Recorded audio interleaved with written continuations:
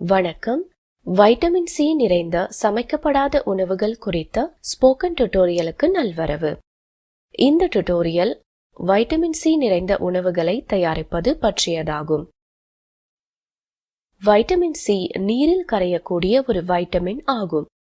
பல உடல் செயல்பாடுகளில் இது முக்கிய பங்கு வகிக்கிறது. காயங்களை குணப்படுத்துவதற்கும் ஆரோக்கியமான சருமத்தை பராமரிப்பதற்கும் இது தேவைப்படுகிறது. இது நோய் தொற்றுக்கள் மற்றும் பிற நோய்களை எதிர்த்து போராட உதவுகிறது. வைட்டமின் சி உடலில் அயன் உறிஞ்சுதலையும் மேம்படுத்துகிறது.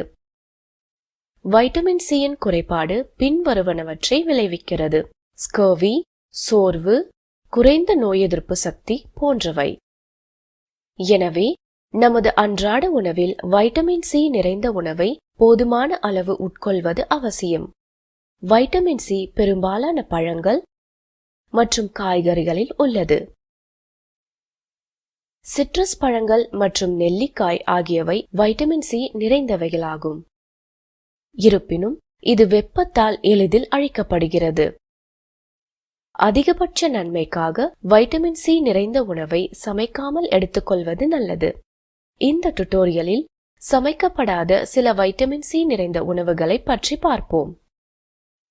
சமைக்கப்பட்ட வைட்டமின் சி நிறைந்த உணவுகள் மற்றொரு டுட்டோரியலில் விளக்கப்படும். நாம் முதலில் பார்க்க போகும் உணவு கொய்யா சட்னி. இதற்கு தேவையானவை: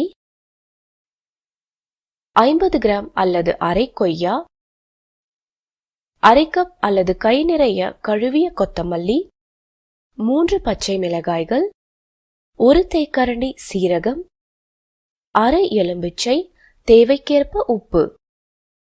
செய்முறை: கொய்யாவை சிறு துண்டுகளாக வெட்டவும். எலுமிச்சை சாறுடன் அனைத்து பொருட்களையும் மிக்சியில் அரைக்கவும். மென்மையாக விழுதாக அரைக்க நீங்கள் சிறிது தண்ணீரை சேர்த்துக் கொள்ளலாம். கொய்யா சட்னி தயாராகிவிட்டது. இந்த சட்னியின் 1/4 கப் சுமார் 110 மில்லிகிராம் வைட்டமின் சியை கொண்டிருக்கும்.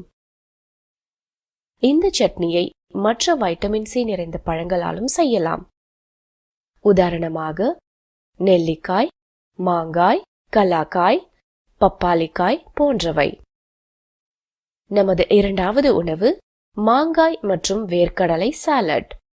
இதற்கு தேவையானவை: 50 கிராம் அல்லது ஒரு சிறிய மாங்காய், 1 நெல்லிக்காய், 1 தக்காளி, 1/4 கப் அல்லது ஒரு கைப்பிடி அளவு வறுத்த வேர்க்கடலை, அரை கப் அல்லது ஒரு கைப்பிடி அளவு கழுவிய கொத்தமல்லி, 1 எலும்பிச்சை, 1 பச்சை மிளகாய், தேவைக்கேற்ப உப்பு. செய்முறை: மாங்காயை கழுவி தோலுரித்து கொட்டையை நீக்கவும். மாங்காய், நெல்லிக்காய் மற்றும் தக்காளியை பொடியாக நறுக்கவும். ஒரு பாத்திரத்தில் நறுக்கிய மாங்காய், நெல்லிக்காய் மற்றும் தக்காளியை எடுத்துக்கொள்ளவும். வேர்க்கடலை, பச்சை மிளகாய் மற்றும் உப்பை சேர்க்கவும். அதில் ஒரு எலுமிச்சம் பழத்தை பிழிந்து நன்கு கலக்கவும். மாங்காய் மற்றும் வேர்க்கடலை சாலட் தயார். ஒரு கிண்ணத்தின் இந்த சாலடில் சுமார் 77 மில்லிகிராம் வைட்டமின் சி உள்ளது. நமது அடுத்த உணவு சிறிய வெந்தய இலைகள் சாலட். இதற்கு தேவையானவை: 75 கிராம் அல்லது 3-4 கட்டு சிறிய வெந்தய இலைகள், 1 மேசைக்கரண்டி புதிய தேங்காய், 1 மேசைக்கரண்டி உடைத்த மஞ்சள் பாசிப்பயிறு, அரை தக்காளி, 1 பச்சை மிளகாய், அரை எலும்பிச்சை மற்றும் தேவைக்கேற்ப உப்பு.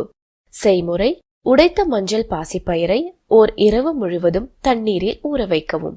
சிறிய வெந்தய இலைகளின் 1 அங்குலத்திற்கு வேர்களை வெட்டி அவற்றை நீக்கவும். வெந்தய இலைகளை நன்கு கழுவவும். அவற்றை ஒரு சுத்தமான துணியின் மீது பரப்பவும். இது இலைகளிலிருந்து அதிகப்படியான தண்ணீரை உறிஞ்சிவிடும். இலைகளை நறுக்கி ஒரு பாத்திரத்தில் போடவும்.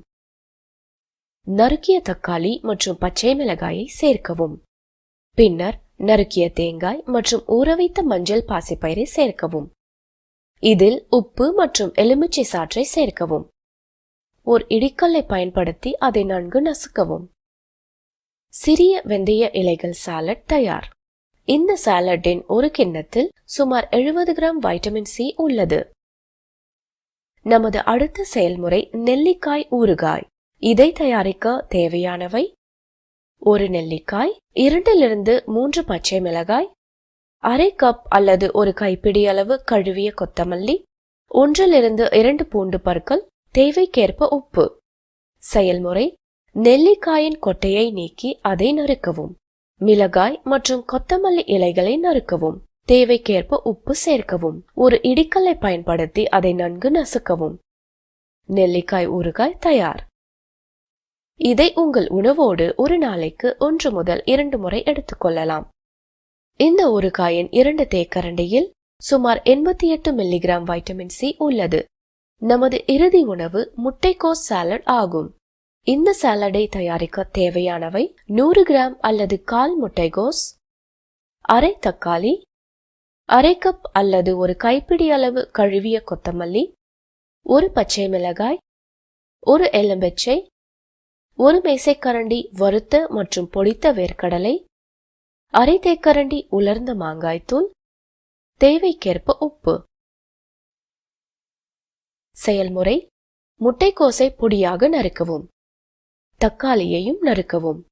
நறுக்கிய முட்டைக்கோஸ், தக்காளி, கொத்தமல்லி இலைகள் மற்றும் பச்சை மிளகாயை ஒரு பாத்திரத்தில் எடுத்துக்கொள்ளவும்.